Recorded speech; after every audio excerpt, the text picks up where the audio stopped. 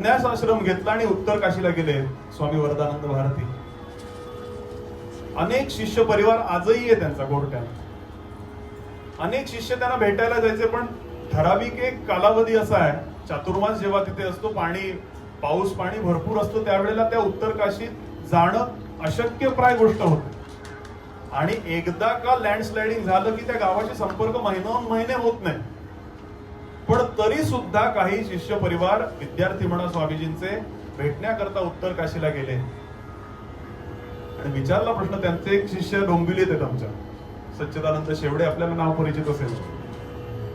त्यांना विचारलं मी, असं चरित्रात आहे त्यांच्या, आमचे बुवा पण म्हटलं नेहमी हा सांगतात, तर हे कितपत काय आहे नक्की. म्हणाले नक्की हाच प्रसंग घडलेला आहे, कारण ते होते तेव्हा. तर शिष्य परिवाराने प्रश्न विचारला, सगळे प्रश्न झाले, असं असं मी करतोय, साधना करतोय, अमुक अमुक एक नाम घेतोय.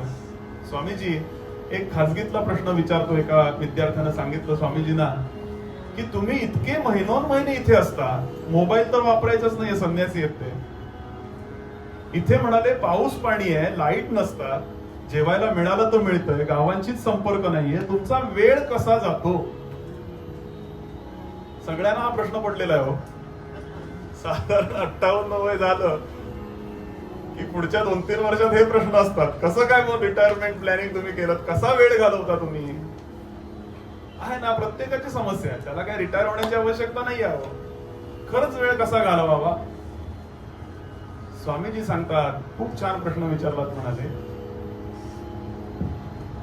म्हणाले त्यांनी खाजगीतला दृष्टांत दिला, अमुक अमुक या सालामध्ये मी गृहस्थाश्रमी होतो, तेव्हा मी विष्णू सहस्रनामासारखं दिव्य स्तोत्र पाठ केलं. आणि आता मी इथे बसलेला असतो, त्या विष्णू सहस्रनामातला पहिला जो शब्द आहे ओम विश्वम, हा मी चिंतना करता घेतो, आणि आठवडाभर कसा निघून जातो हे मला कळत नाही. स्वामीजी सांगतात, एका शब्दा करता 1 आठवडा गुणिले 1000 नाव आहेत महाविष्णूंची, माझं आयुष्य संपेल, विष्णू सहस्रनाम संपणार नाही. का सांगितली ही गोष्ट आपल्याला? चिंतन काय करायचंय, कारण हे सगळं परमार्थ वगैरे, बोलाची कडी, बोलाचाच वातप, जेवोनिया तृप्त कोण झाला, सांगणं सोपं आहे हो ही गोष्ट.